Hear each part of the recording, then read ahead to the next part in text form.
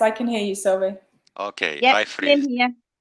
Okay, brilliant. Right, I'm just going to get on with the training both, if that's okay. Lovely. Great, okay. Perfect. Linda, what I've just quickly said to Sylvie, obviously I said you're a previous student and you've used the Passion tool set and you've got lots of great results, which, you know, you can share with each other, which will be great.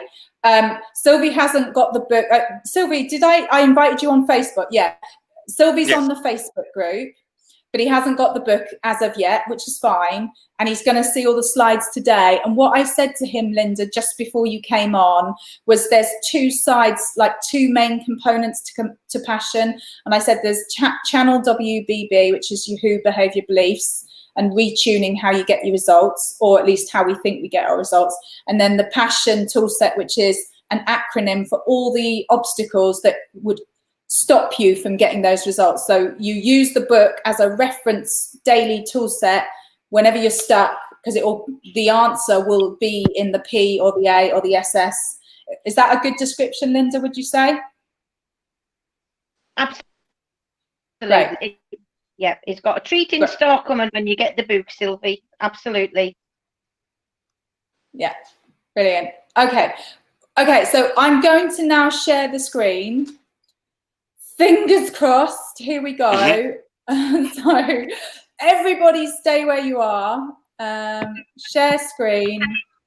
Okay, entire screen. And okay, right. Can everybody see my screen? Yes. Great, okay. Okay, I am just clicking into my document. And great, okay. Can you all see that? I can see that, yes, Rachel. Is it big enough for you, Sylvie? It's quite okay, yes. Yeah, brilliant, okay. Linda, can you see the screen? No, it's just all black. Oh, okay. At the moment on the screen, Linda, what I've shared is, do you remember from the workshop when I shared the channel WBB, which is our steering wheel of your Who behavior beliefs? And I've just got that on the screen. Perfect. Okay. Yeah, roughly remember that, yes.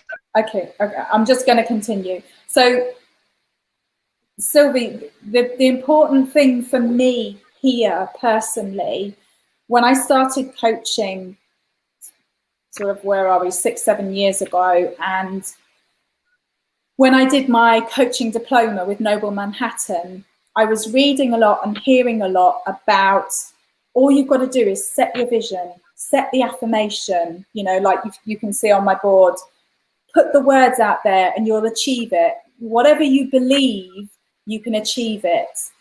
And it was this word believe. And I had a lot of overwhelm and procrastination about myself as just, and I'll mention this in Passion, about who I role modeled myself on. And I felt there was a huge gap between who I was and where I wanted to get to. And I couldn't believe myself into it. I couldn't believe myself into achieving those goals. Believe didn't work for me. So what I started to do was read a lot more on behavior and just taking action, like stepping outside your comfort zone. And as you can see on the screen, back engineering this whole idea of, it's the idea of ready, fire, aim. So and probably not even ready, forget about getting ready. It's basically fire, fire, ready, aim. Because a lot of what we need to do is to get ourselves into our uncomfortable zone, set this little behavioral goal that we want to reach, and then go and take actions. It's about taking the actions daily and then recalibrating. Because as I say, a lot of what we read and what we see on social media is, you know, just talk yourself into achieving £1 million, and it's just not going to happen. But it doesn't mean you just go out and take silly actions and then expect things to happen, because obviously those actions have to be in line with your goal. And also you have to then, once you get the results on those actions, you then have to look at, what do I now need to do? Because a lot of people say, well, I'm in action every day. Yeah, but what are you in action doing? Like, you're not even aligned with your goal, and you're making lots of mistakes and not learning from those mistakes. So learn from your mistakes, change it up a little bit, and then go forward and take another action in line with that goal. Anything you want to say there, Sylvie, that kind of resonates, or? Not yet, thank you. Okay, perfect. Next slide. So Linda, the next slide I've gone on to is connecting your who to your business or your life or whatever it might be. And the slide says, what do you most care about, excites you, what aspects of your job may be linked to this.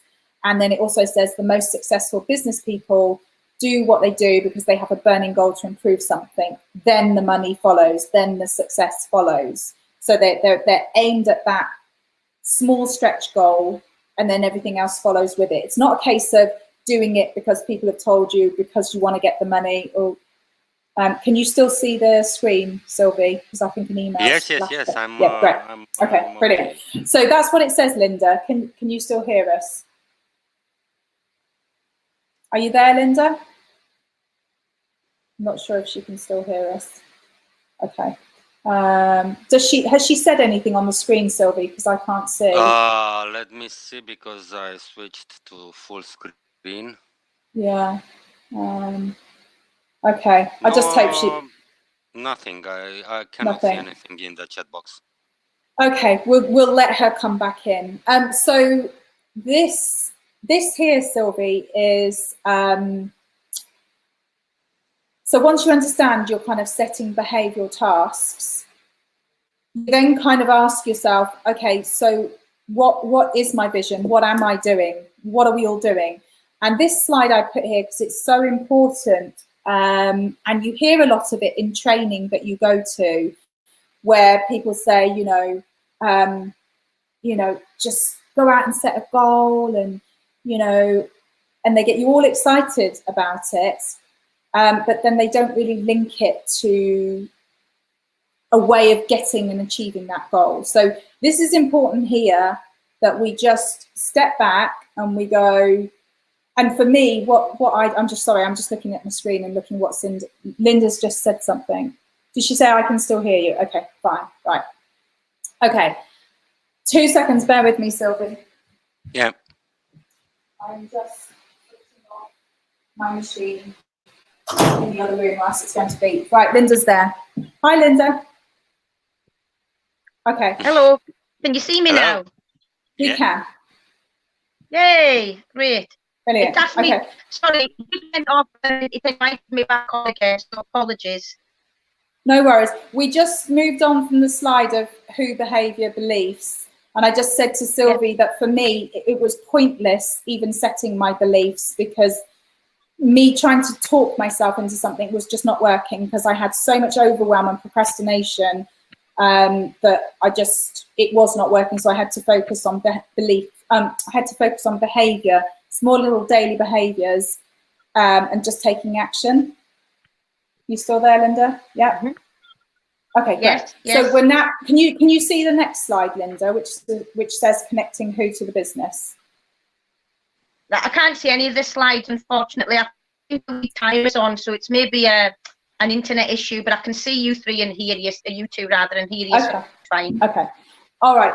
So Sylvie, when I first did the workshop on passion, when I put this slide up about what you most care about, this is so important, and people always say, I know what I care about. I know what's important. I've got my amazing dream that I'm working towards, and you don't need to tell me all this. I read this all the time, but it's really asking the question of, do you really live each day like you know what you care about, and you are, every piece of action during that day is working towards that. And the biggest thing I compared this to, because I was presenting this at another seminar a couple of months ago, was the way I envisaged it is the plane going into the Twin Towers in New York on 9/11. And it's always those moments that people absolutely know what they care about. And it's at those moments when they think, what the heck have I been doing? You know, like seriously, what have I been doing every day? You know, and it takes an event like that where sometimes a lot of people lose a lot of loved ones for them to re-question and recalibrate onto, this is what my life is for, this is what I'm going to do.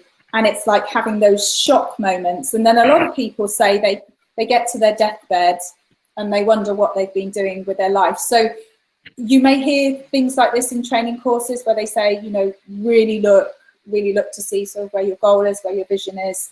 And because I feel we hear and read this so often that we almost become numb to it. And as I said, the book is about daily just reminding yourself, this is why I'm doing this. And trying to cut out a lot of the white noise and really focus and just use it properly as it should be. And for us to not be so dismissive of these good tools that, oh, well, I've seen this before. Yeah, but these tools are very simple and they get you refocused very, very quickly. Would you say that that's the case, Linda? Can she hear us? Hello. Okay, I'll just carry on. It's fine. Anything you want to say on that, Sylvia, or shall I move on to the next slide? Well, first of all, if I understood correctly, who is referring to values, right? Yes. Yes. So there should be the cascade: values, vision, behavior, belief. Yes, sort of, but with me, I found that even setting my values, even setting my vision, didn't get me there, didn't get me onto the next step. Because you had to behave in yes. order to believe. Yes. So the yes. action, the focus. Yes, and almost I had to behave to truly get reconnected to my values and my vision, because I was writing stuff down, but it didn't really mean anything. Who was I doing it for? I was just doing it because I was told on a coaching course this was good. But because I had so much procrastination and overwhelm about some stories I kept going from a child, I just really couldn't use those type of tools as intended. I had to behave myself into becoming that person. So whenever there's an issue regarding belief, go back to action in Correct. order to create or reinforce the belief. Correct. Yeah. Okay. Mm-hmm. Yeah. Brilliant. Thank you, Sylvie. And again, this is just what works for me, Sylvie. For some people out there, beliefs and vision and affirmations are just the only thing that they focus on. But for me, I had such a hardwired, hard set of overwhelm in my head about some old values and some old judgments that I had that I couldn't let go of to see past, you know, to get to my goals. And as I said, I didn't even know if they were my goals or someone else's goals. I was so hardwired with blind spots, with judgments about myself, with procrastination. And I was so scared. I was so scared that every day I was going to make a mistake. I had a perfectionist streak. I still have a perfectionist streak. But I was scared about life because I was living up to a role model that seemed impossible for how I could get there. So for me, the beliefs and vision and and affirmations just was not the way to focus. So it's just what works for me. It might, as I say, might not be the same out there for other people. Mm-hmm. So yeah. Okay. Brilliant. Thank you, Sylvie. So this is, you can do this as a group exercise. We won't really focus too much on this because this is when there's a big group of us. But what I get people to start doing is to start writing some things down, either as a business or as a personal coach, if it's a coach looking at their own personal goals.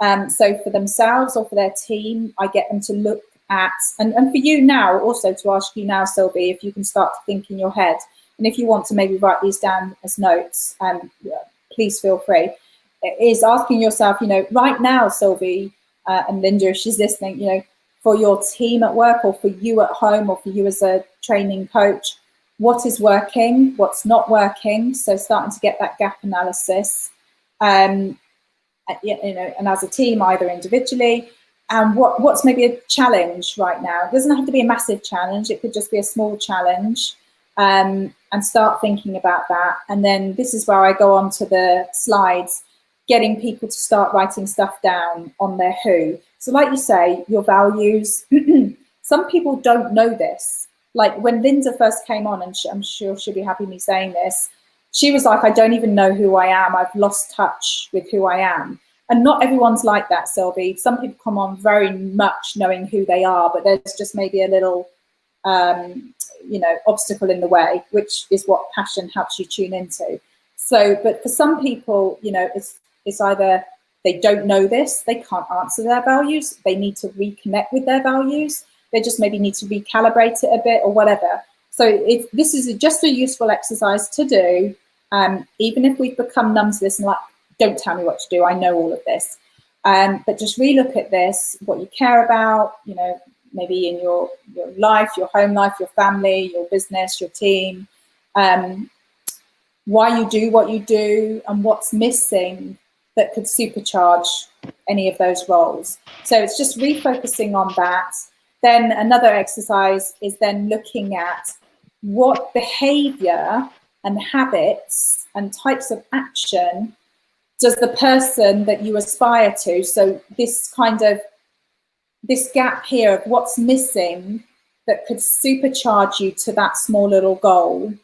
And when you think of that small stretch goal or that gap or whatever, who in the world has achieved that? So think of a role model, think of someone either you know in coaching, maybe as a student coach, you're thinking Gerard O'Donovan's amazing, or, you know, I want to study him or whatever. But when you go to behavior, this is where we start focusing on who has achieved that, done that I can role model.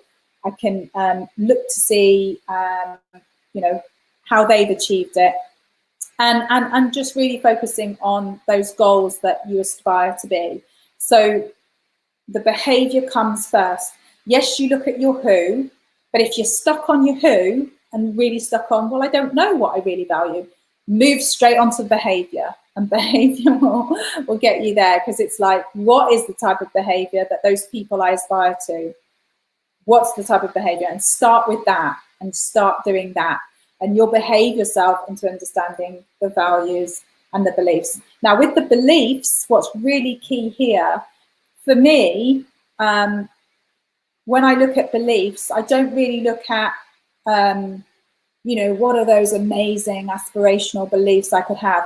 All I look at here is, what are the negative self-beliefs I've got? I mean, I know I've put on the slide here, what are your current beliefs? What new beliefs could you create about your goals? So what beliefs does the role model who's achieved that goal or who's in that area of life that you aspire to be or whatever, what are their beliefs? But for me, the critical thing here, more than that, more than the higher performing beliefs, is what are the current beliefs that are maybe holding you back? Or what are the self-limiting beliefs? What's the negative self-talk? Focus more on that, because then when you can see that, you can sort of move that out the way. So that's your who behavior beliefs. How does this play out? Because I go on lots of amazing training courses and then I ask people, do you remember 3 months down the line what you did on that course? Or did you put that into action? What you learned, did you put that into action? And you read it all the time. I read it the other day. What's the big consulting company? Was McKinsey, were saying 80–90% of training, coaching is not used. It doesn't work, you know, it's wasted money.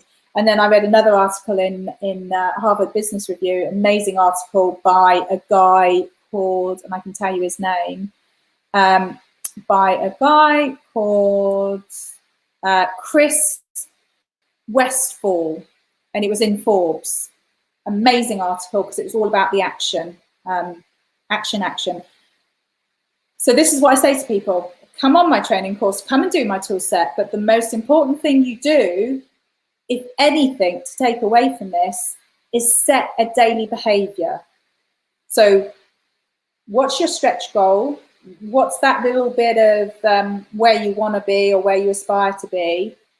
Who's doing it? And what are the sort of behaviors that they're doing?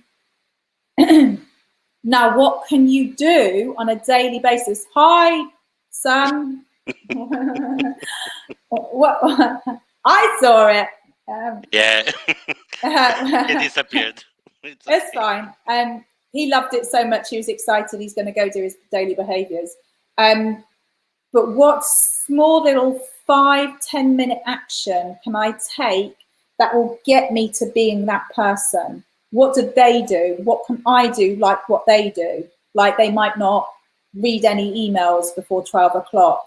They might get up at 6 o'clock and do their sort of power hour where they do their 20 minutes meditation, or they go an hour without phones and interruptions and just focus their mind. They go over their goals, actions, they drink loads of water, they maybe do a bit of yoga. What sort of things are they doing to prep themselves for the day? Then straight away, 8–9 o'clock in the morning, they hit the hard tasks. They get the stuff done that most of us think, oh no, I'll do it later or whatever.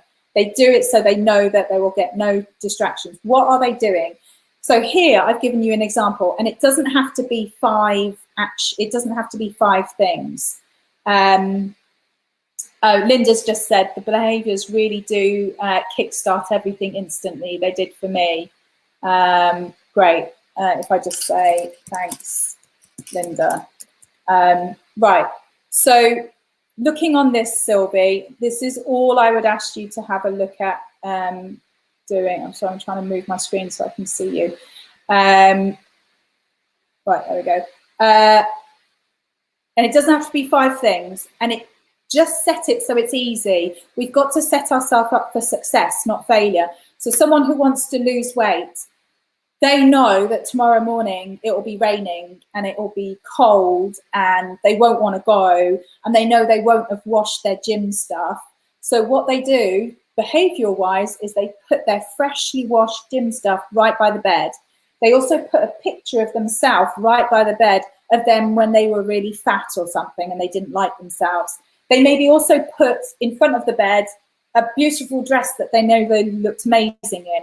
Whatever, you've got to preempt your behavior because your brain is not your friend. Your brain will tell you reasons why you can't go do it. Set yourself up for the day. So with this person here, they're an introverted person, they're a very quiet person, and what they'd really love to do is to be able to communicate better with their team.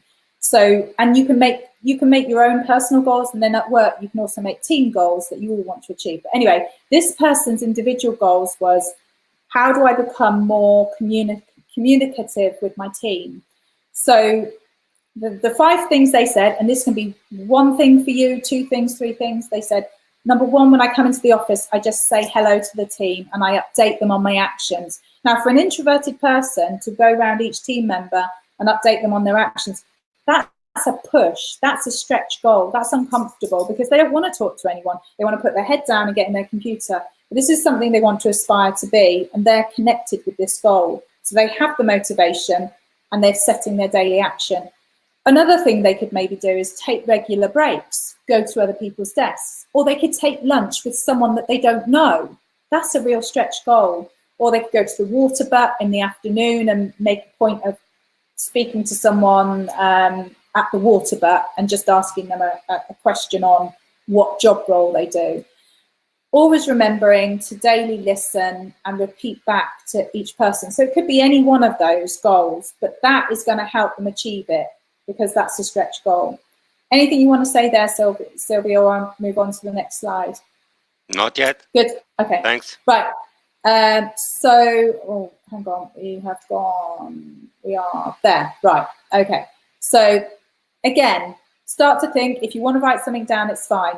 But start to think about what are your weekly or your daily 5 behaviors. Could be one behavior, whatever, that's going to meet your stretch goal. And again, I can send people a sheet of this when we're doing the immersive training. And this literally is a 3-month sheet. So this is month 1, month 2, month 3. And there are all the days of the week. And I've got a sheet like this. And every night I'll write down maybe what I've achieved. In the morning, I send my accountability buddy every single morning before 9 o'clock. I'll send her a few little things of what I'm going to achieve that day or what I'm doing that day. In the evening, I will write on my sheet what I'm proud of, what I might have achieved, what I might not have achieved, whatever. So each day you are writing down. They always say you're more likely to achieve stuff if you're writing it down. I had to really force myself into this habit because I had an appreciation acknowledgement chart of appreciating myself every day or appreciating something about life. And I find that really hard to do. As humans, we find it very hard to appreciate stuff about ourselves and think of positive things. So you've got to build that muscle. You've got to build that neural link, rebuild that neural link, because we are so clever at criticizing ourselves and negative self-talk. So this is writing it down, building the neural link. Once you write that, there's something to do with physiology, with that physicalness of writing down that yes, I did this, or this will be my task. It links to the brain and it ingrains it more. So that is how we are measuring, how we are reviewing, and how we are being accountable for our behavior. This is where we get onto passion. So, okay, we've set our behavior. The introverted guy is going every afternoon to the water butts and he's talking to someone he's never met before or he doesn't know very well, and he's finding it more out about their job and he's listening to them and he's starting to grow this behavior, which is great. And with passion, there's going to be something that gets in the way, like it starts to become too uncomfortable for him. His motivation goes down after a week. He maybe has some problems at home where he's like, why the hell should I grow this behavior of like being more, in communication with my team and, put this effort into becoming a better work colleague, or I'm doing this so that I can work on a higher, more senior project. Actually, I'm having so much trouble at home. I've lost the motivation. Something is potentially going to come up, and this is where you're going to find it in passion.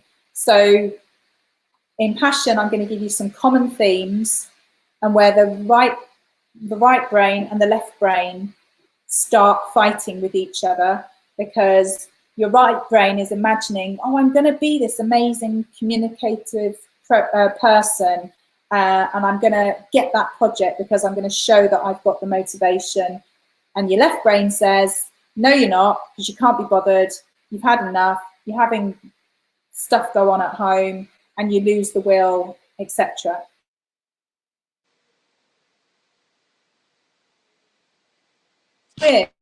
So my job is to increase your awareness and to show you passion. Okay. So this is where we get onto passion. Are you still there, Sylvie? Any question? Or yes, I'm listening. Okay, Linda's just said, I can hear you, so don't mean to interrupt, just trying to contribute. If I just say, please contribute away. Okay, right. So P stands for power. Okay.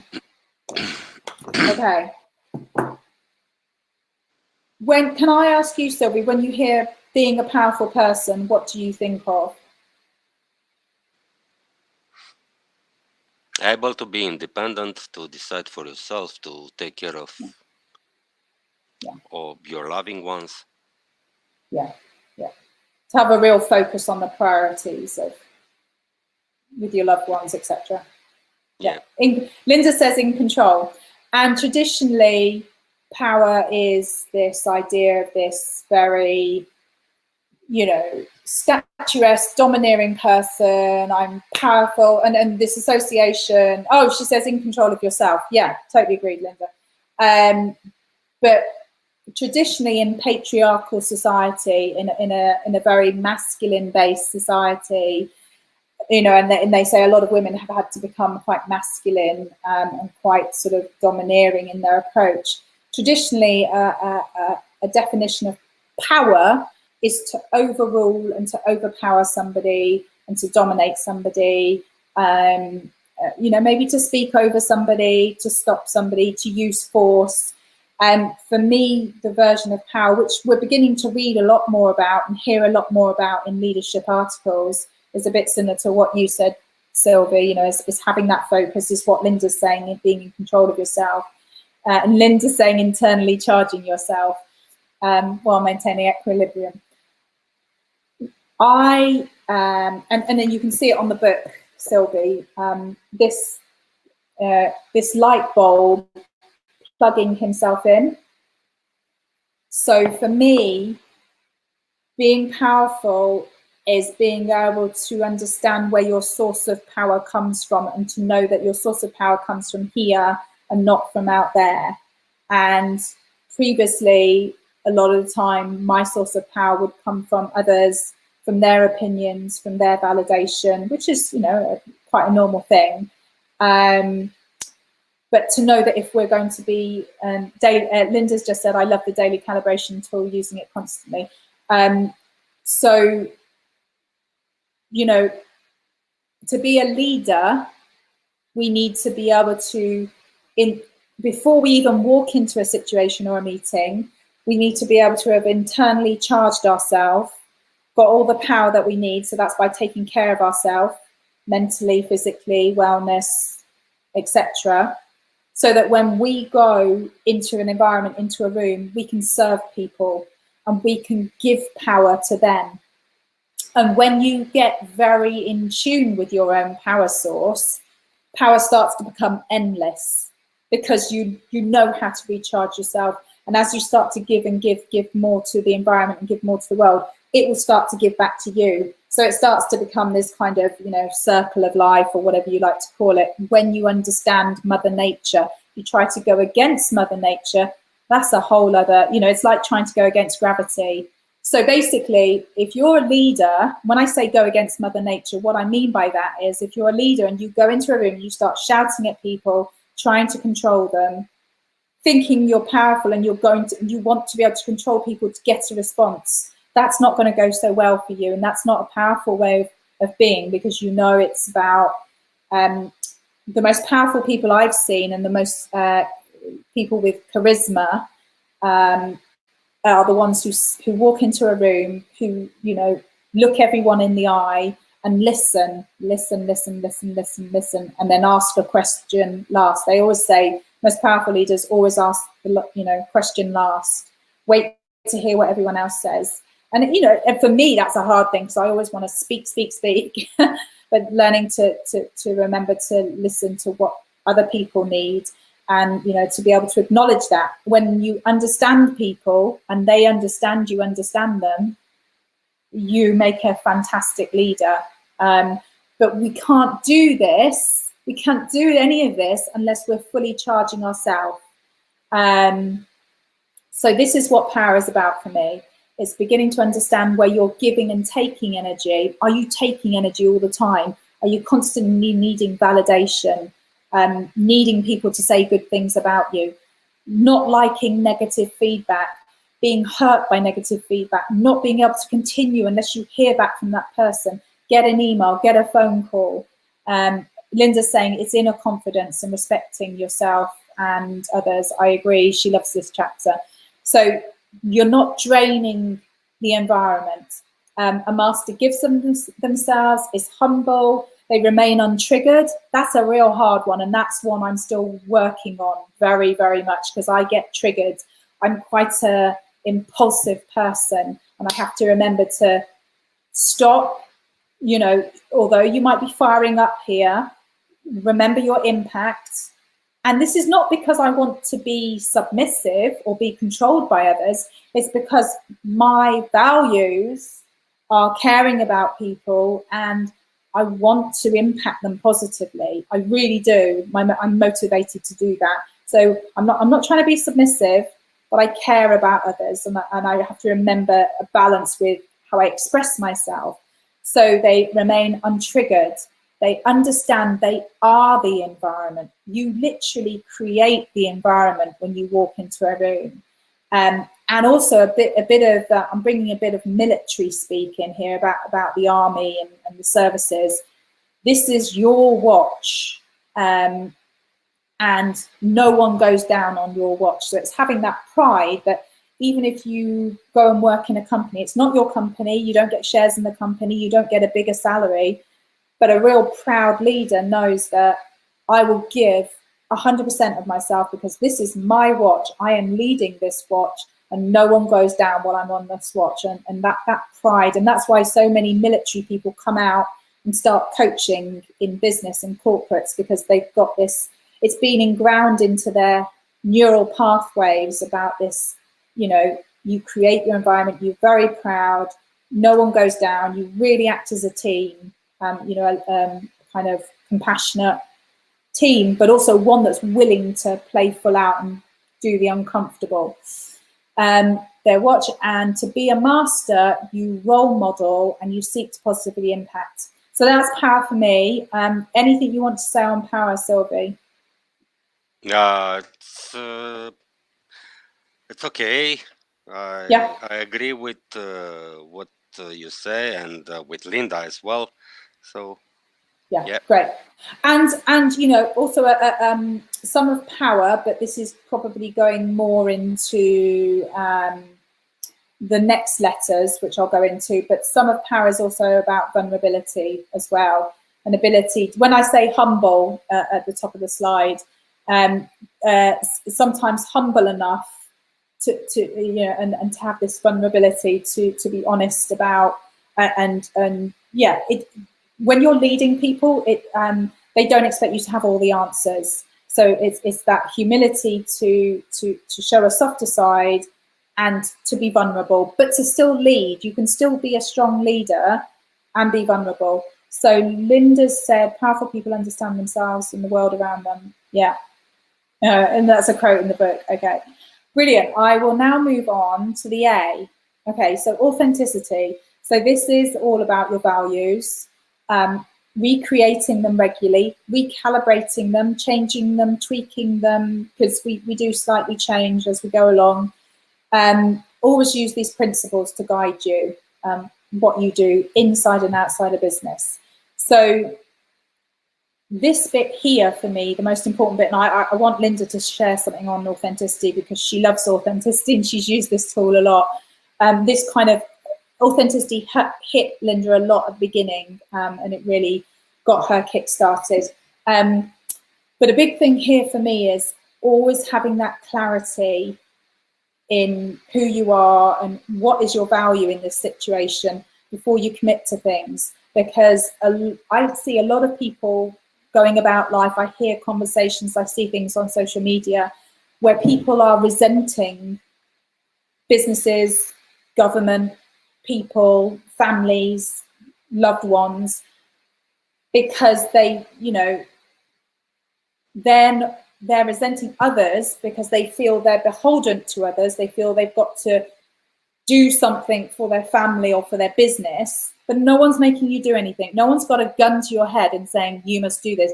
You're doing that because originally, somewhere along the line, 1 year back, 5 years back, 10 years back, you committed to something. You either committed to a marriage, you either committed to a job, you either committed to a role as a mother, and now you're resenting your children or your business because they're not doing what you said they'd do, or they're being difficult, or they're causing you problems. And it's like, hey, you committed to this, and it's just a case of being very clear before we commit to those things. And if something along the way is not working for you, to then communicate and either decide, I'm going to let go of this job, or this relationship's not working for me, or whatever, and I'm going to be clear in my communication and choose to stop doing this, or I'm going to choose to recommit to this. So if your values are not met, then action is needed, not resentment. A very unpowerful person, I'm not sure even if that's a word, resents people and resents the world. The buck stops here, mate. The buck stops here, you know. And it's tough because sometimes life happens. Sometimes stuff happens and it's not the most comfortable for us. And we might have to go through a bit of uncomfortable with the job, with the relationship, before we can start to see results or before we can start to have more fulfillment. And I think the misconception, and I mentioned this later on in some of the letters, is that it's all about happiness. It's not, because happiness is like a fleeting 1 minute thing. For me, I aim more towards fulfillment, because you can be unhappy and fulfilled.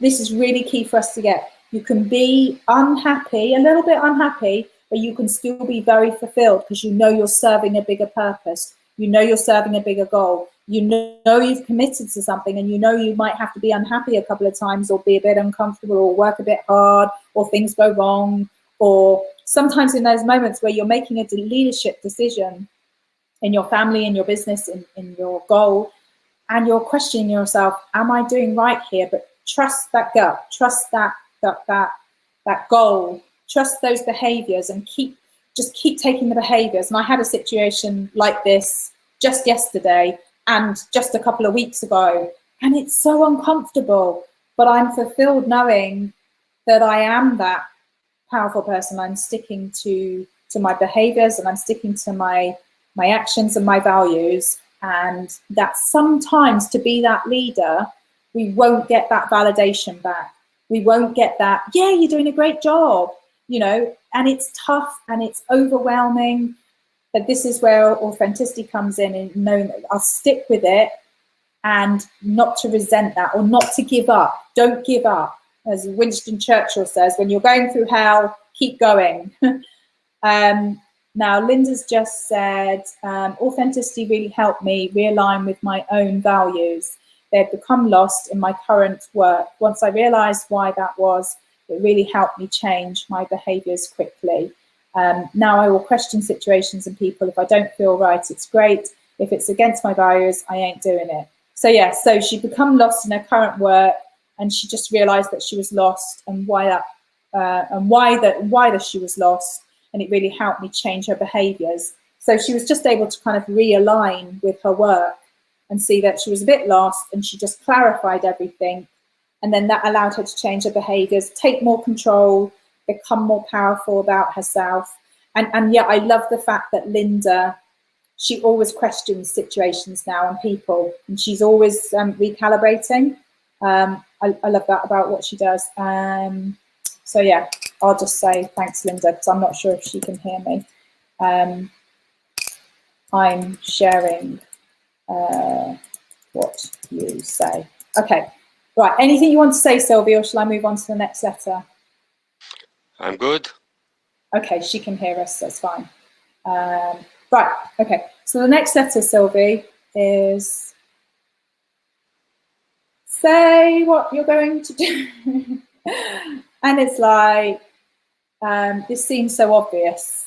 Like, we all say what we're going to do. On a daily basis, we say what we're going to do. I'm going to take the dog for a walk. I'm going to go shopping. I'm going to go to work. But this is obviously the, you know, on the harder things, or on the stretch goals, or on the things that we maybe don't want to do. And a lot of people are stopped by going for the new job, changing relationship, saying the awkward things that they don't want to family members, or whatever it is. Fear and overwhelm have us play small, and we find it hard, you know, to commit. A lot of us these days find it hard to commit. So because it's so easy to say stuff and jump in and out of jobs, relationships, etc. In this world, we don't complete things. We're late on projects. We're ignorant to the impact of what we say. Each time we say something and we don't do it, it's eating away at us. It takes a little bit of us away. We listen to ourselves so clearly. We are so tuned into ourselves, even more than the world around us. And our self-esteem, you know, our inner self is, each time we maybe bump into somebody and say, oh, I haven't seen you for ages, or I'll give you a call, let's go out for a coffee. And you don't call them back. Or, you know, you say you're going to get a project in and you're late on it. What is needed here is communication, is to say, okay, actually, you know, we haven't met for a long time, but hey, we're not likely to meet, you know, we're both very, very busy, so it's lovely to see you. Be honest, be communicative, obviously be, you know, sensitive to the other person, or a project's not going so well. Communicate back with the people who it's going to impact. So when you see something where you're saying something and your mind's going, oh yeah, but you're not going to do that, or you're not going to achieve that goal, just communicate back to the world and say, okay, I've said I'd do this, but I might, you know, I'm not going to meet that deadline, but I'm going to recommit to this new deadline. Or be honest with that person. Masters thrive on learning from failure. Masters thrive on playing full out, on being scared but saying it anyway. They literally sometimes don't have the words, or, you know, don't want to upset a person, but they're, you know, they're honest about what they're saying and what they're doing, and if those match. And they recommit to those goals, or they recommit to those principles, or they, as I said, they just decide that they're actually, you know, I'm going to let go of certain things. Sometimes it's very brave to let go of things, or to say no to things, or, you know, as I say, just to go, I failed on this bit, but now what I've learned is X, Y, Z, and I won't do that again, so now I'm going to do this in future. So it's just that honesty and that ability to communicate. So anything you'd like to say on that, Sylvie? Yeah, I agree with everything you say. It's, as you already said at the beginning, somehow the things, there's nothing new, but they establish new connections. Exactly. Different layout, food for thought. Exactly. Nothing new. It's just put in a little package that we can just daily consume, and just refocusing on what's important. Thank you. Okay. Linda's just said honesty with yourself and others. Yeah, absolutely. Should you say anything else? Yeah. Okay. Sticking to what you say. This is the tough cookie, because sometimes we don't want to speak out. You're smiling, Sylvia. This is good, you smile. But sometimes, you know, we literally don't want to upset others. You know, you have to sort of keep everything calm and go along with the rules, and maybe you can see that someone is saying some things, but they're not doing it. And it's like, it's impacting you, or impacting your family, or impacting your team. But you don't want to say anything back to them because you don't want to lose their friendship, or you don't want to make it seem like you're causing problems. And it's so difficult sometimes to stand up for your values, or to stand up for where you can see others or yourself are saying things but not doing them. This is the tough one, you know, to say it, but then to do it, and then to stick to it, and then to hold others to account as well. We just want to be liked. We just want to fit in. But sometimes to be the leader, we can't do any of that. We can't fit in. We can't be liked, because we have to be the one who is saying and sticking to it. And that's leadership. So we'd always wished we'd done it differently. Others do it better, and we never acknowledge our special skills. I mean, this is just like me. It's so hilarious. And everyone else as well. There's a huge amount of power and resilience and fulfillment in someone who's responsible around their word. So on those bits about, oh, we always wish we'd done it differently, others do it better. As humans, we're constantly doing this. It's like, we didn't do it properly, you know, and, you know, we're just literally flogging ourselves, whipping ourselves all the time. But, you know, we're just never, ever going to get there if we can't forgive ourselves and appreciate the small things. And like I've said here, masters are present. They're just present with the moment and with something that's good and something that's positive. They appreciate where they've got to. They appreciate the small steps. They appreciate the small achievements. They acknowledge others, and they acknowledge when things go wrong, and they acknowledge with others when things go wrong as well. They're not afraid, well, they might be afraid to do that, but they still do it because they know that to acknowledge that is a leader, even when it's not easy to do. And then they focus on the long term. So whatever's going wrong in the short term, it's okay because tomorrow will be better. You know, so it's getting you to do that self-forgiveness. And I've got a quote in the book, and it's a beautiful quote by Elizabeth Gilbert. And it's something to do with what has us achieve things is not motivation, it's self-forgiveness. It is literally that ability to go, I forgive you because I know you messed up. I know you didn't do it as you said you would, but actually you've achieved this, this, and this. And if you can't have that little bit of compassion, you are heckers not going to be able to be a good leader to other people, because you've got to have compassion with other people, because they're going to mess up. They're going to do stuff and not do stuff, or not stick to stuff that they said they would. So practice that self-forgiveness with yourself. Acknowledge the good stuff. Stop blooming going on about, I wish they'd done it differently or others do it better. Because it's just, you know, it's toxic, and it's not going to allow you to lead. And people will look to you and your style to see that you're doing this sort of stuff. Yeah, and Linda said, and self-compassion too. Appreciation of ourselves and others helps us forgive ourselves, learn from it and move on. Yeah, exactly. So I'm going to move on, Sylvie. Yeah? Yeah. Okay. Index. This is about our beliefs, our conditioning, you know, our judgments, who we are, and, you know, it's about culture. It's about where you're brought up, your parenting, your society, your environment. This is your set of rules that you live your life by. And this is why when we understand this, we can understand ourselves better, but we can understand other people better. And we can understand what obstacle might be there stopping us from accepting other people. And you know, you liken it to index and your conditioning, for me, is like the front and back end of an elephant, which I think this is used as an analogy.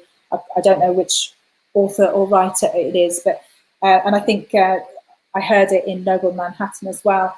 And someone is standing at the front of the elephant and someone is standing at the back of the elephant. And the person standing at the front is going, yeah, okay, so I can see this big grey thing with these big, large, flappy ears and this big, long trunk. There's a huge, long trunk that shoots water. And the person at the back's going, no, sorry. There's this big behind, like it's this massive bottom with two huge trunks for legs. There's no flappy ears. There's no big trunk. You're wrong. And then there's this little wispy tail thing that keeps flapping the flies out. No, you're wrong. And people can just have this throughout life, throughout relationships, throughout work, where they're constantly butting heads, because everything is a perspective. Everything is a perspective. And it's all made up anyway. We make life up. We make the world up, you know. We think that things are set in stone. And it's like medicine and you know, biological scientific discoveries. We are still discovering stuff. Yet we go to a doctor and we think the doctor knows everything. And this is where I choose not to really listen to medical health. I will listen to myself, because we don't know everything. And I'm not going to go listen to somebody who knows a little bit about something that we're still discovering. it's all perspective, it's all discovery, and it's all about learning about what works for us, listening into the inner voice, listening to the outside world, listening to role models, reading as much as possible, not watching the news, because the news will always post negative stuff. And I try not, I'll have Sky running just so I can catch some stories. But if there's something negative that comes on, I'll change the channel, because I choose not to listen to that stuff, because it's someone's perspective. My dad would turn around and go, "That's real life, Rachel, that's the world." No, that's the world through someone's perspective. They want to scare me and make the world seem terrible, so I'll buy their marketing, whatever they want to sell me, their gun that they want to sell me. So it is all perspective, and this is what this is, I for Index. We're stuck in a habit loop of reactions based on what we grew up with, what we were taught is valuable in life, what we were taught to believe in. You know, my dad's a very hardworking man, and I love hard work as well, and I believe you work hard and you fall down, you make mistakes and you get back up. So that's ingrained in me, and that's a value I love, and that's a value I'm going to hold on to. There's some other values of, he was very set in, you will do your work by this way, you will go to university. I disagreed with him, I disagreed with going to university, but I still went. So there's certain other values that I don't hold so true, and I will let, like for him, it's all about certainty. It has to be certainty. For me, it's all about growth mindset, and we are like poles apart, me and my dad. So there's some values I have learnt to respect and hold on to, and there's other values that don't serve me, because that's not who I am. I'm a flexible growth mindset person, and I don't need that certainty. I thrive a lot of the time on uncertainty. So what's your habit loop you're stuck in? Like, ask yourself, and what are you trying to prove, protect, hide, defend, or blame in your set of values and beliefs? And how is that serving you? Like, seriously, how is that serving you? You can ask your coaching clients this as well, and you can ask the people that you lead. You know, what are we trying to prove and defend?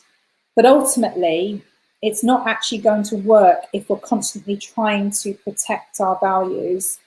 What masters look at is, when they're in an environment, they look at accepting, okay, I've got that value that maybe I don't like so much, accepting other people's values that maybe they're stuck in that habit loop, forgiving, but celebrating, and then creating. Masters are creating, constantly daily creating, that realize each new day is a new day, and it's not based on who you were yesterday. It's not based on what set of rules you had yesterday. It's not based on how everybody saw you yesterday. It's not based on your results yesterday. Today is today. And it's about new creation and new taking it forward, and not trying to hold on to, I'm trying to hold on to that proving that value, proving that judgment, hiding from people, defending. If you're constantly doing this and in this series of reactions, you won't be in creation and moving forward. So that's all about Index. Any questions there, Sylvie? Well, yeah, if I understood correctly, Index, yeah. It's about limiting belief and how to handle them. Yes, it's definitely about limiting beliefs, but I go on to the next letter, which goes more into the limiting beliefs. But yeah, your Index is limiting you, yeah. Or okay. Your index could limit you if you allowed it to. Yes. Yeah, and Linda also said it's dealing with challenges.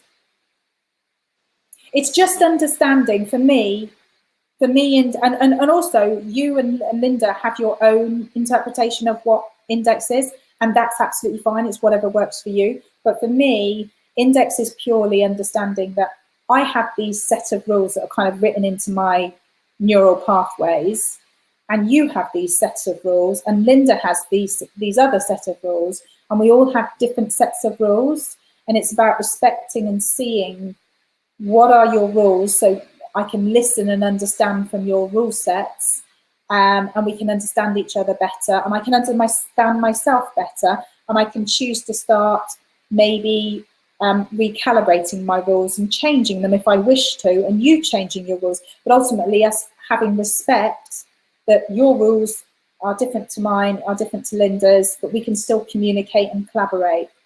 And Linda said she loved the elephant analogy, people's own values, beliefs and perspectives. So it's just getting that about people, that they will say something that might upset you, but it's not because they're trying to upset you, it's because they're holding true to something, and that their intention is not to push that on you or make you change your mind, but that's just what they strongly believe in.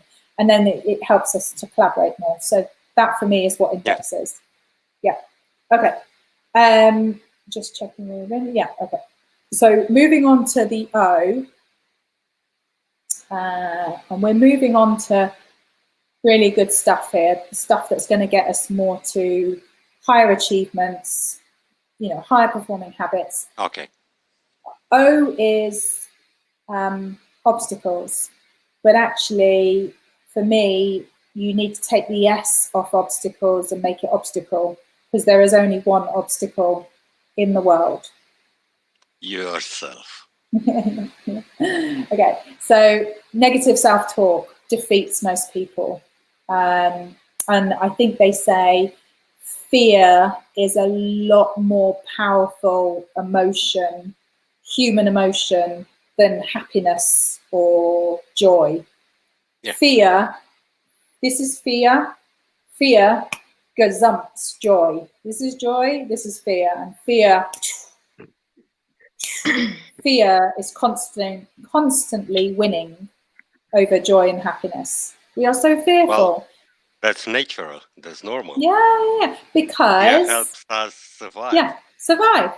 So. Yeah. But we just have to be mindful of that, because there's no dinosaurs out there, and there's very little. We live in a very safe world, despite what the media says.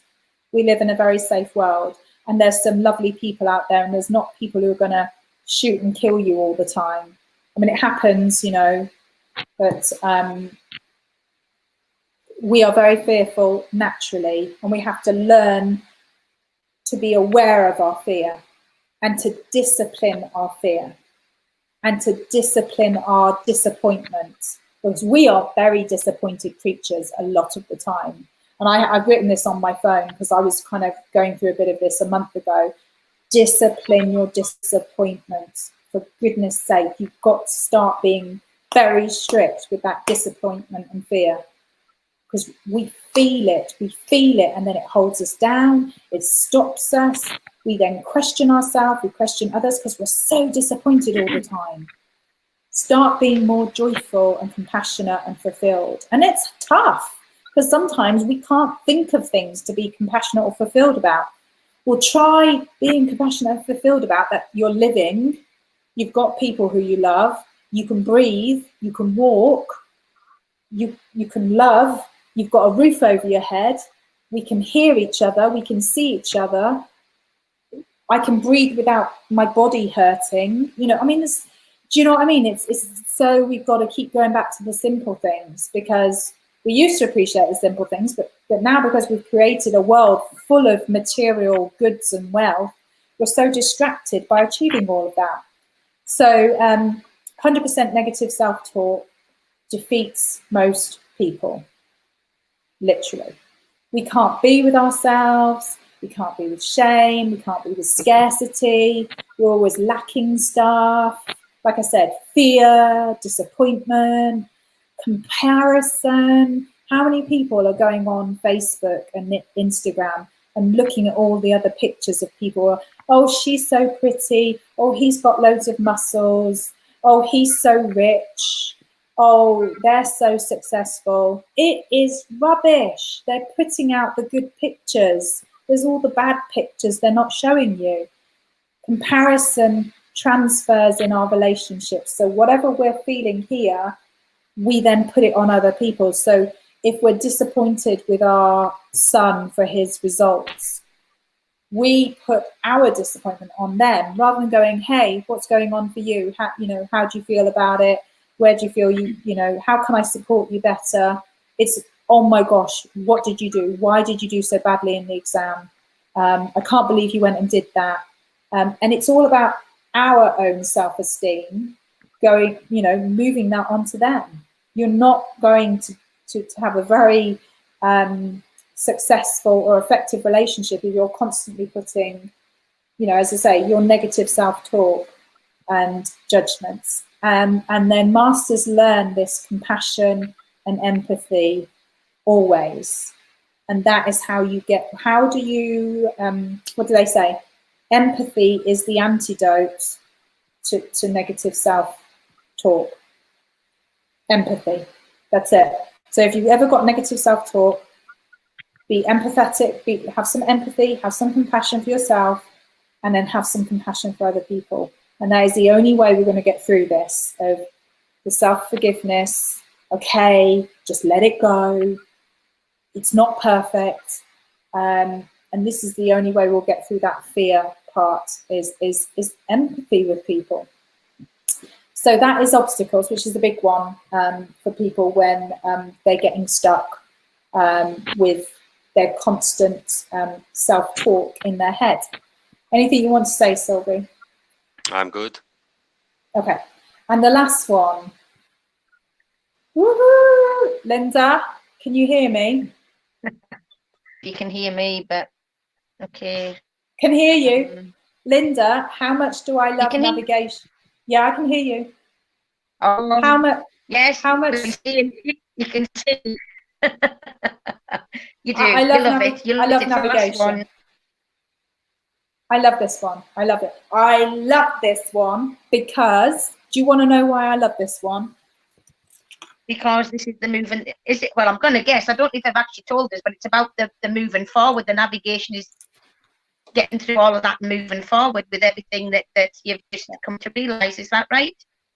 Yes, absolutely. It's how it moves you forward. But I'm going to read this because this is some extra stuff I've got, some extra juice. Is navigation gives us the power to interrupt old behaviours and go beyond our stories every single day. Navigation allows us to continue every single day in spite of what turns up, in spite of how we feel, because we are going to navigate through this day because we've set ourselves a little system of behaviours and nudges throughout the day. How you navigate your day is 100% how you get your results and how you get your joy and fulfillment, and how you deal with fear and how you remember what's important. Would you say that's quite a big thing? Both of you? Yeah, for sure. Yeah. For sure, for sure. So let's look at navigation and, what it's about. Navigation is about daily habits, and that those daily habits are either creating or undoing our aspirations.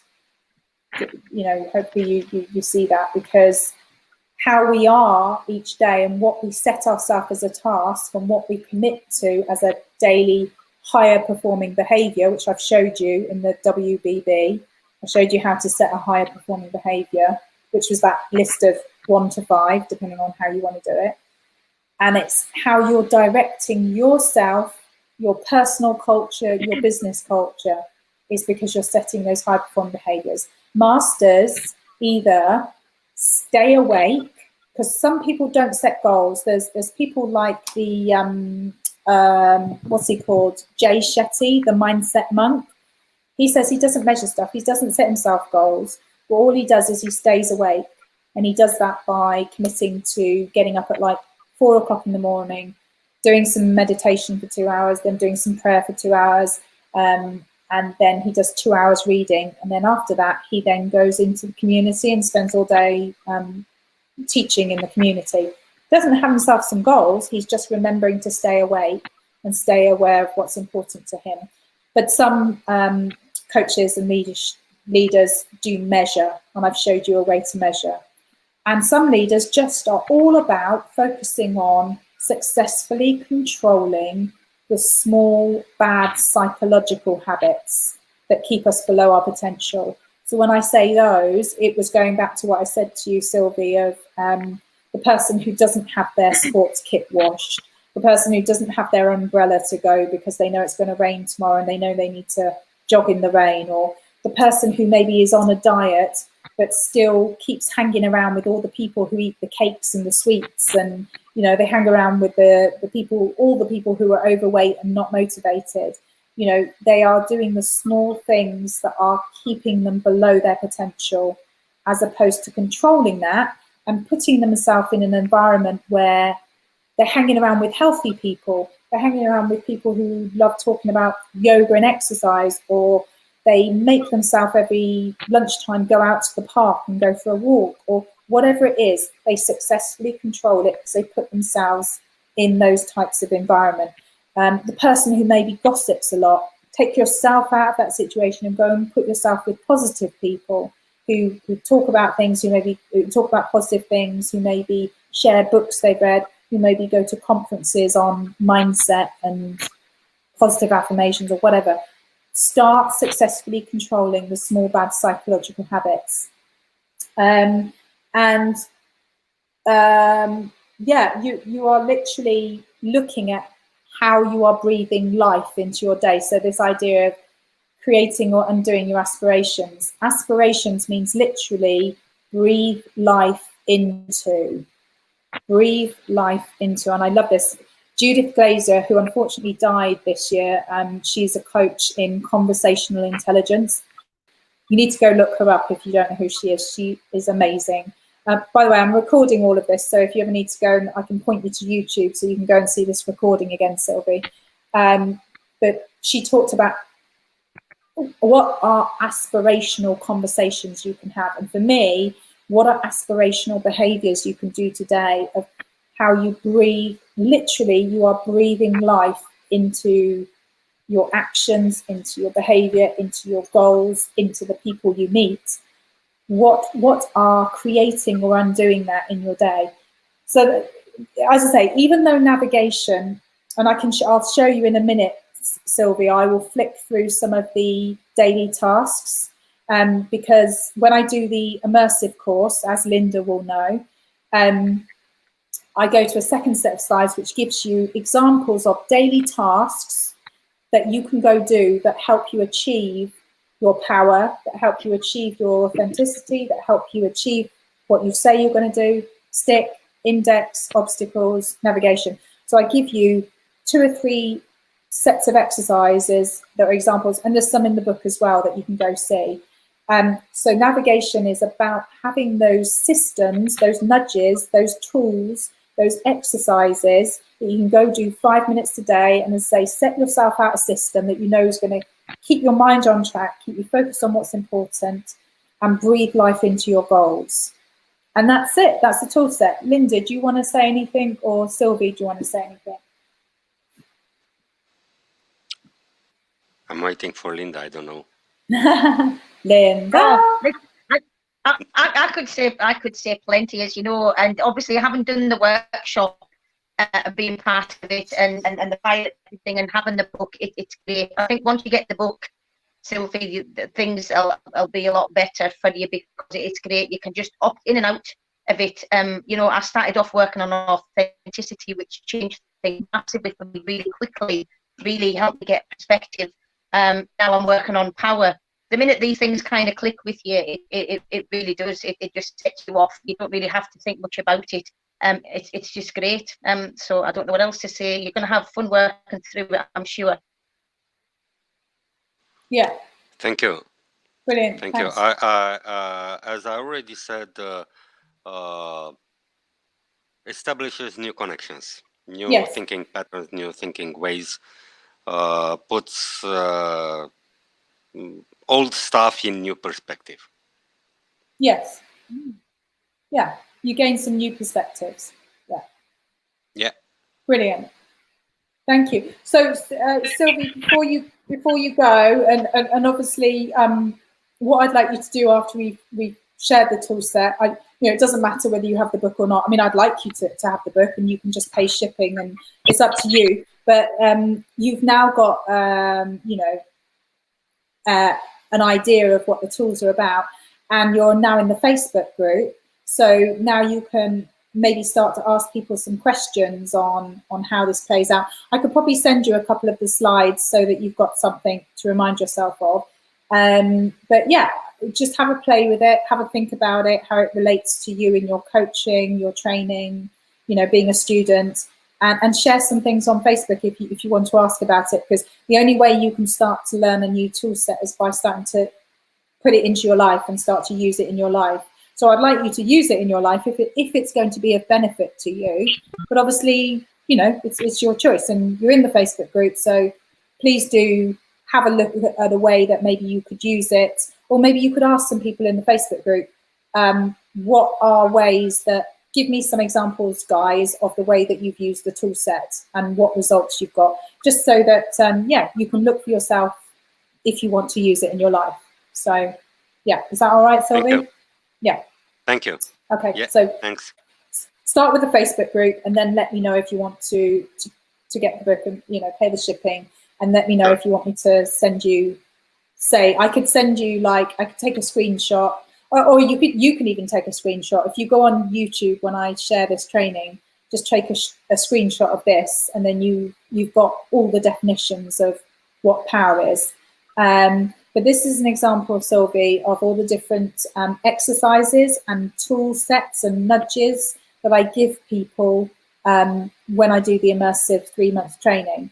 So, for example, in power, we've got, I recommend people, as I said, find out who your role models are.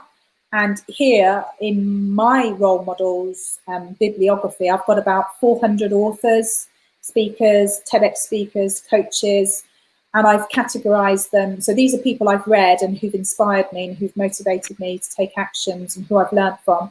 And in the red, so I've got a list of this, and I give this to people in the immersive course. And I've read, and I recommend these people in different areas. So either here I've got the brain area, the business area, if you're more into entrepreneur or people, if you're more into performance or mindset or health or well-being or emotional EQ or spirituality. And I recommend all these different types of people to you. So I would say to you, go out and start to choose role models of who you aspire to, of, you know, what you want to be as a coach, as a student, coach, etc. And as I say, in red, these are people who've changed my life. So this person is Dr. Jeffrey Schwartz, who's neuroscientist, and he very simplistically tells you how neuroscience works, and he changed my life on neuroscience. And Judith Glazier, I've got here, she, oh, fabulous woman, makes me very upset to think she's not here. Very young, she was in her 50s. Conversational intelligence, that really helped give me some action points for coaching. So go and have a look at that for power. Who are you aspiring to? Who are you using as role models? And then another thing to do with power is to start looking at quotes that inspire you. So start reading some more stuff, reading more books, going on podcasts, and seeing what quotes you can read every day that inspire you and feed you. As I said, plugging yourself in. You're the light bulb that I've got on my book. How can you plug yourself in daily and read some quotes that give you some power? And then here on the third bit of power, I've just given you some examples of people who I would go to as role models. And I've given you some examples of powerful people. I've given you some examples of authentic people. I've given you some people who say what they're going to do, stick to what they're going to do, some people who are very good at looking at your judgments and your index. So examples here are Eckhart Tolle, brilliant for understanding how we judge ourselves. Where our obstacles are, Brené Brown, fabulous, and navigating. A lot of these people are military people and sports people. So that's really powerful role models. So on to authenticity. You will have seen this, I'm sure, Sylvie. Have you seen this as a values elicitation exercise? No. Okay. How far into your coaching are you?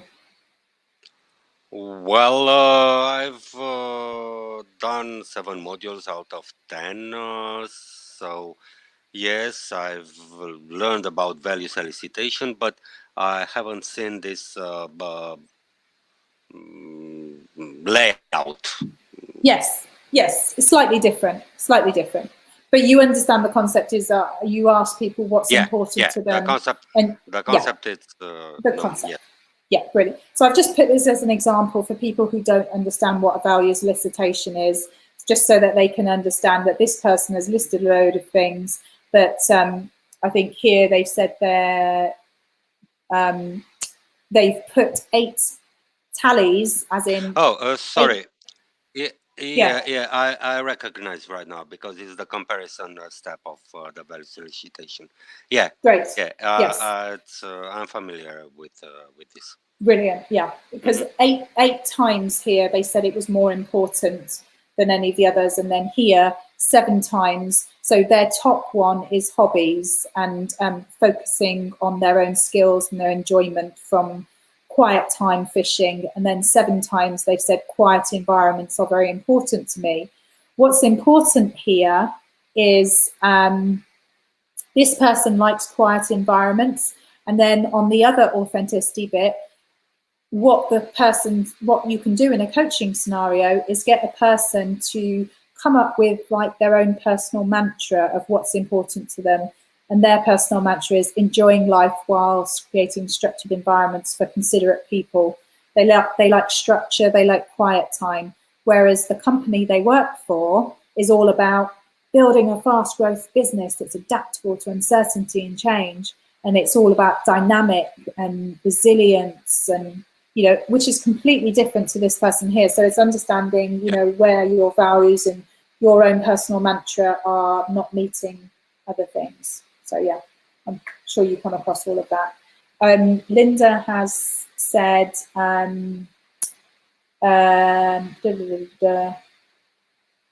she has said, love the elephant, and the book can be used, or the tools in which she said you can use it in whichever order you want to, which resonates with you. So you don't have to start with P.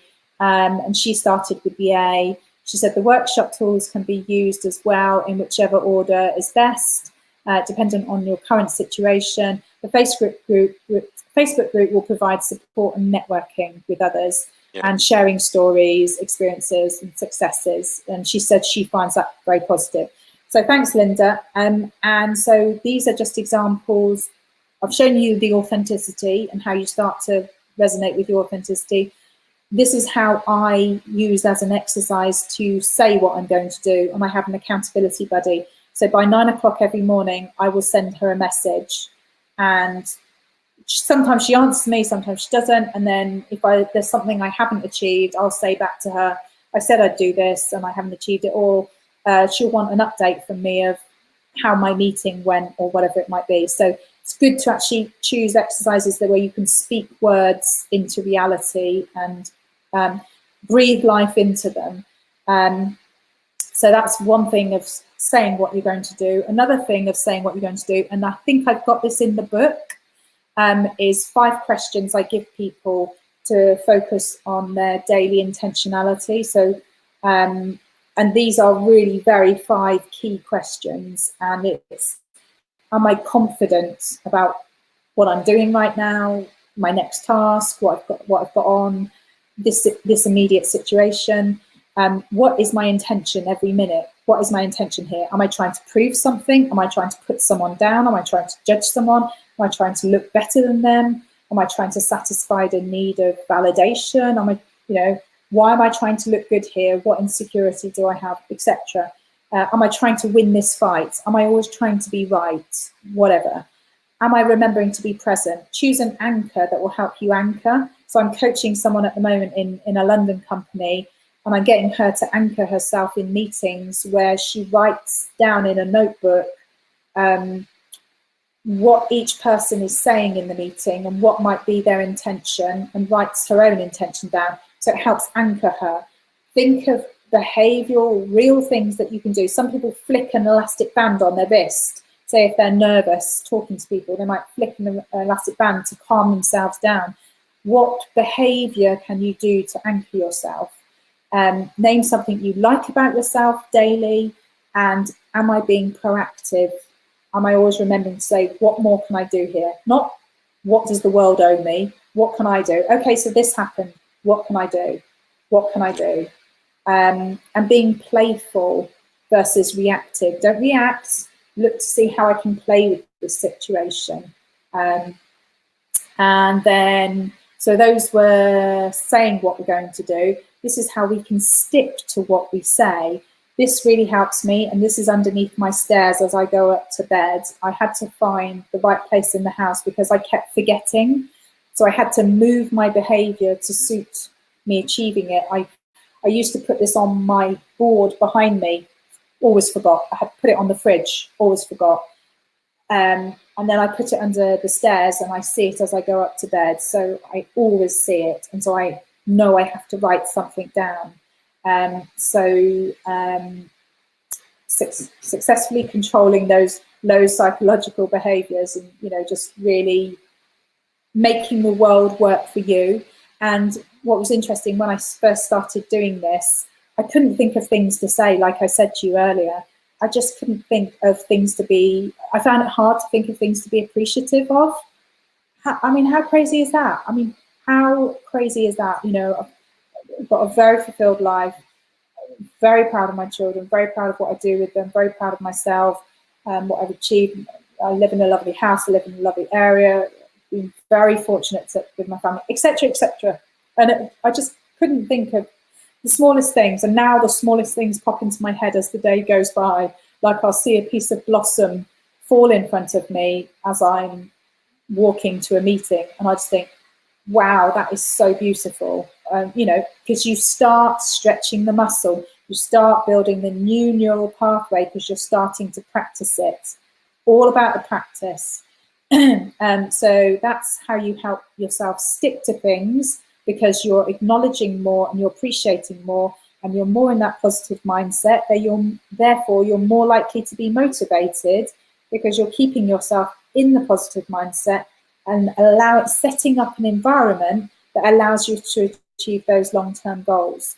Another way I help myself stick to things is what you've seen is my 3-month calendar, because it helps give me that perspective of what am I giving my word to. And my children also, I always point them to this calendar so they can start to see themselves as a powerful leader of what are they giving their word to, where are we all working with each other. So that helps us stick to what we're going to do. And index, start looking as you set your day up, you know, what are you doing spiritually, what are you doing emotionally, physically, mentally, to set your day up and to start looking at your rules of life, your values of life. How are they playing for you? How are they allowing you to play your day?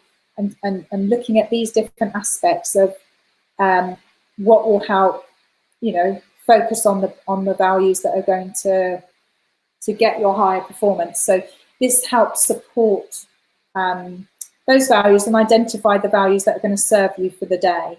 So it's the intentionality of the day. And again, going back to your who behavior beliefs, you know, what are those values? Who are you? What excites you? 9/11, the plane going into the Twin Towers. There is nothing we can do. Devastating situation. But, you know, what can we do moving forward to focus our life and make every day count? So, you know, looking at the behavior, looking at the beliefs, and just remembering to go out and to start firing, and then looking at where we're aiming, and then looking at ready, you know, and then fire again. So always looking at that for our index. Another one for index is, it's just looking every day, what are the constraints we've got here? What's a stretch that might help us go out and perform beyond where we are, and focus a bit on an uncomfortable area today that will help us network above ourselves, go into an action, live in the zone more. Where from our index of our list of, you know, index and judgments and conditioning, where could we be more living in the zone? So just more asking yourself questions. And as I say, you can just focus on one of these. As Linda says, you don't have to focus on, you can start with the index or obstacles. Where do you feel that there is maybe a gap or something you need to feed?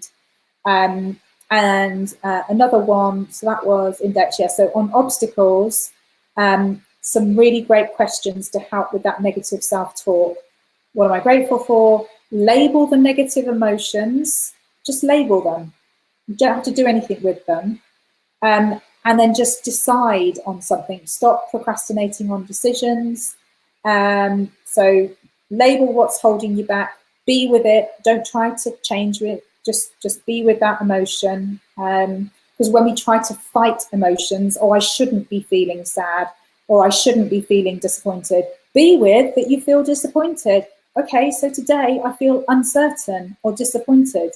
Okay, so that's just how I'm feeling. I'm not going to try and change it, accept it, and then you can let it go. And then deciding, and this is all about perfectionism. Decide on what you've got to decide, and it might not be the best decision, but at least you've made a decision, and then you can learn from it. And then this is all about hugs. It's all about being around people. A lot of people, we live very isolated and we don't work with other people. So just go and give someone you know and you love a hug. And it's that being with another person and being connected to another person is what we need. We're human. We are built to be in tribes. We are built to be connected. So that's another thing that helps you with your obstacles. And another thing that helps you with your obstacles is just remembering, as I said, your humanness. Just being with those emotions, those failures, those disappointments. It's okay to not be okay. And so, yeah, I've kind of just touched on all of that. But this whole Hollywood glasses thing of what I was saying earlier about social media, that we look at all these pictures and we think that's how real life is. We see all the Hollywood films and we think that it goes from, not so good at the beginning, and then they meet the love of their life and then it's all happy at the end. Or, things are going along fine, there's a problem, the hero comes in, they fight, and then, the good people win. And Hollywood has built into us this expectation of a set way of things go. We get married, we're happy for 50, 60, 70 years, and then we meet the sole love of our life. Well, actually, no. So people are getting divorced because they're expecting it to be like a Hollywood marriage. It's about hard work. And yeah, realigning with each other and reconnecting and remembering daily what's important to each other. And then another one for obstacles of negative self-talk is Tony Robbins, a go-to in the Jedi Master of Emotions. And, he just gets people to start being aware of their emotional state and how they're having an impact on other people. And, how could they be demonstrating to people that they're listening and being responsible around their emotions. So he's just great he's got whole sets of days and weekly seminars that are all about understanding where our emotions are coming from, what decisions we made when we were young. And yeah, he's brilliant. So it's worth being aware of that. And another person to be aware of, who I list here, is Dr. Alan Watkins, who's a neuroscientist. And he's brilliant because I'll just quickly read this. If you're lucky, you have a crisis in your life, like the Twin Towers, where, that's not lucky, that's not good. But if you have a crisis where you question the rules, then it becomes the disease of meaning, because then you start to question everything. So you're like, okay, this has happened, now what do I do? So to blot out the pain that I can't answer the question of life, I use either anesthetics, alcohol, drugs, physical or material or work addiction, because we think the solution is outside of ourselves. It's all about looking at your emotional experience, which is what Tony Robbins does very well. The emotions, the energy of the body in motion, are always there, but we haven't learned to process them. most of us don't know where we are in the galaxy of 34,000 emotions, because usually all we know to say is, oh, I'm happy or sad. But if, you know, so we don't know where we are in 34,000 emotions, and therefore we have no control because we don't know how we're feeling, we don't know how other people are feeling, let alone be able to map who's on planet social and who's on planet disgruntled or disappointed or unhappy or whatever. Once you get a more effective planet system, you can stay there. So how do we find that effective planet system? But how do we start to identify that? And you can take a subjective emotion and objectify it, and then ask, what is my anger? So we're not angry. We're feeling angry. Angry is outside of ourselves. It doesn't make us who we are. So why this is important, Sylvie, is because emotions predict our health, our well-being, our fulfillment, and our ability to make decisions. So this idea of being aware of our negative self-talk is very important. So I'm going to move on from that. And then our last thing about navigation, we touched on at the beginning, setting the goals, setting the measurements, being able to write it down and measure ourselves and be accountable. And lastly, return on investment. Have you heard of this, Sylvie? Return on investment? Yes, yes. Yeah, exactly. So if you're in business, you've heard of return on investment. And I would like to suggest the following key performance indicators, and these are what Lewis Howes, he's an American coach, author, of what he said. So rather than measuring sales figures or how often people have been off sick or whatever, rather than deal you actually, rather than dealing with the symptoms of what's happening, i.e. people are leaving, sales are down, people are not happy, let's go to the source. So there could be a low staff turnover or lots of high stress or low sales, but questions we could ask ourselves every day is, how many hours of the day have we made count? Have we tried to impact people positively? How many hours of the day were we actually present in a meeting? Or how long did it take for us to go from something occurred, we maybe made a mistake, to apologizing, or just asking a person, what can we do to make it better, to work better, or letting go of something? If we had those as key measures, rather than what were the number of sales this month, or what was the customer satisfaction rating, if we had those as measures, I think the workplace would be a lot more fulfilled, because we're focusing on the source of where all our disappointments and all our fear and all our anger comes from, which is being present, making it count, and going from failure or someone's not happy to apologizing or addressing it, communicating. So I would say those are some good measures that people can look to use, and trying to be able to measure that hour to hour might be a bit harder, but it's something to focus on. So that's an idea of all the different tasks, Sylvie. So I will stop sharing. I'll just ask Linda. Linda, are you there? Is there any other questions you want to ask, Sylvie? You've seen all the exercises, you've seen how we get results, and you've seen what obstacles might be in the way.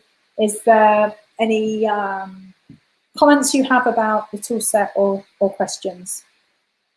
Well, no questions, not yet. I have to digest everything. I'll have to analyze and integrate all the information.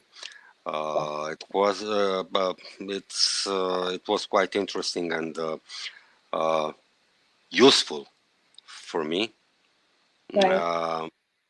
So right now I have to think.